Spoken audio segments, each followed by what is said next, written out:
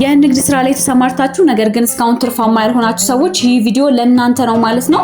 እየነገዳችሁ ስራችሁን በአግባቡ እየሰራችሁ ነገር ግን ትርፋማ እየሆንኩ አይደለም ካላችሁ በዋነኝነት ምክንያቱ ምንድነው ብትሉኝ ያላችሁበት ሎኬሽን ነው።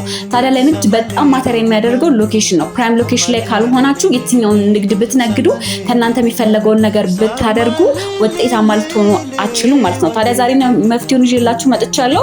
ፕራይም ሎኬሽን ላይ የሚገኝ የንግድ ሱቆችን ማለት ነው በቦሌ መድኃኔዓለምና በቦሌ 24 የትኛውን የንግድ አይነት ብትነግዱበት በጣም ትርፋማ ሊያደርጋችሁ የሚችል ቦታ ነው ማለት ነው። እዛ ላይ ታዲያ 30% በነፃ ነው።